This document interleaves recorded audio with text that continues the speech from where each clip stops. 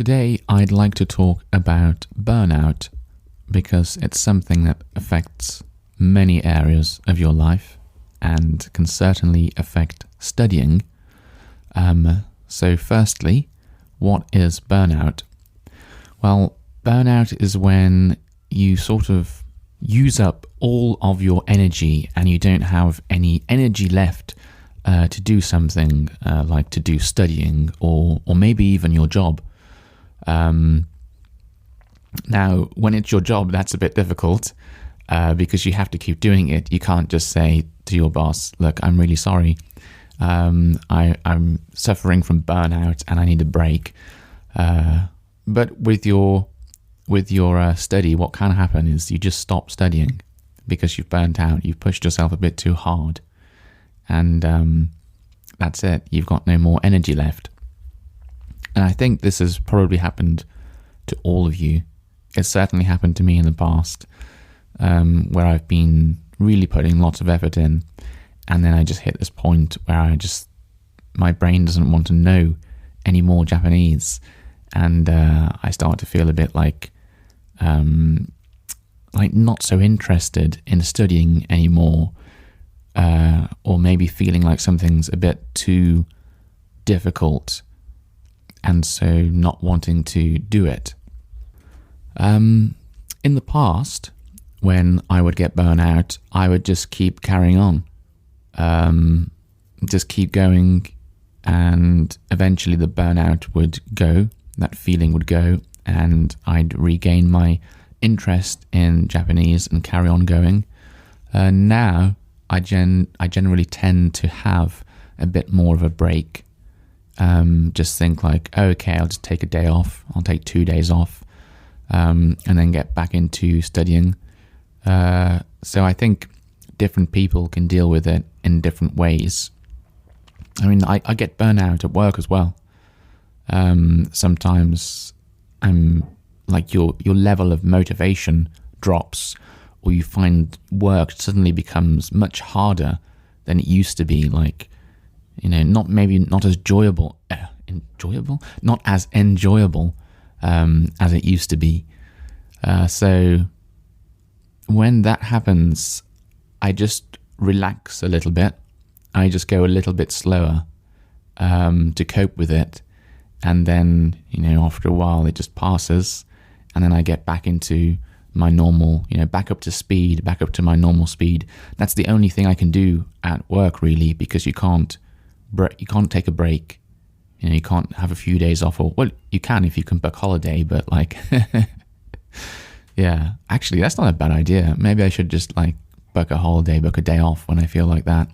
But also, I try to rest a bit more in the evenings if I'm feeling like that at work, and that can help. Or maybe, go out for a walk or something, or do something to try and reset your mind, give your brain a bit of a rest. But sometimes it feels like you can't really do anything, and you just have to wait, and just wait till it passes. Now, with studying, I guess you've got more options because you can take a break. You don't have any deadlines to hit with your studies, usually. Well, I guess it depends. I mean, if some of you are studying in a classroom, then yes, you probably do have deadlines. Maybe you have to write essays, or maybe you have to learn so many words by next week or whatever. So that's a bit harder, I suppose. But if you're self-studying, like I am, then you've got a lot more options. And you can definitely take a break, or you can just study less, just cut down the amount of time you spend studying each day, and see if that helps. Well, sometimes when I'm experiencing burnout, instead of watching some Japanese television program completely in Japanese, I'll turn on English subtitles just to be lazy, just to make it easier for me. And that helps, I think. That helps because I'm still experiencing Japanese, it's still Japanese content, Japanese media. So there's still I'm still watching this thing and thinking, yeah, I want to understand everything they're saying without subtitles. But it's keeping my interest I'm still keeping interested in the subject, in this Japanese media, but I'm able to just have a sort of like a break from it, make it easy, just by putting some English subtitles on. So sometimes I do that when I'm experiencing burnout, rather than just have a complete break. Like no Japanese today, no Japanese tomorrow, that kind of thing. I think I prefer that because of routine, of how important routine is to studying. And so like having like a complete break, like no Japanese today, no Japanese tomorrow, or whatever, is a lot more harmful, I think, than just I'll just cut it down to like half an hour today, or I'll just put subtitles on today, because you're still keeping a routine instead of breaking from it completely. I think another thing when it comes to burnout is how important routine is for like protecting against burnout. The amazing thing about routine is when you have a routine, when you're in a routine, a study routine, you just sort of do things automatically without thinking about them. It's just like, oh, it's 8 a.m. time to practice reading for half an hour, or whatever you do. And you don't think about it. You don't think like, I don't know if I want to read today. I don't know if I want to practice English today. I don't know, I'm feeling a bit tired. You just do it because it's routine. And that's a great like a mind hack, a great way that you can hack your mind into getting it to do something that maybe sometimes you don't want to do. But if you make it routine, then your brain just accepts it more easily. Just like, okay, time to do this. So yeah, that is probably routine is probably the biggest thing you can do to help guard yourself against burnout. But despite that, burnout will definitely still come. Especially if your routine is like, if you've got a crazy routine and you're really pushing yourself too much.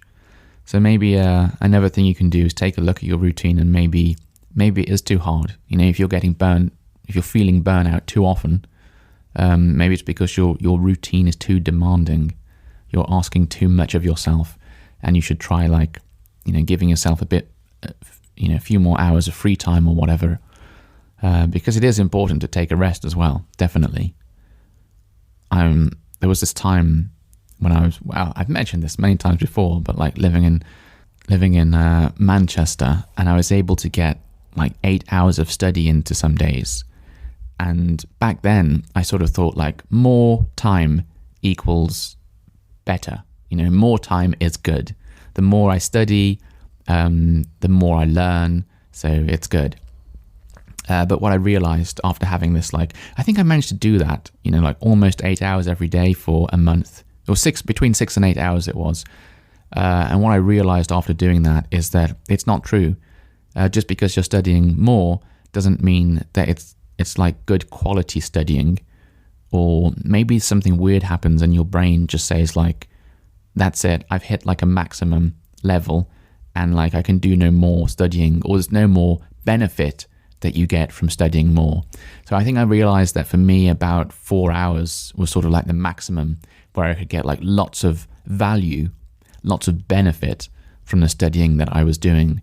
And if I pushed myself over that, if I pushed too hard, it's like it didn't really change it. Like studying for 4 hours a day every month, studying for 8 hours a day every month seemed to give the same results at the end of the month. I felt like I'd made the same amount of progress.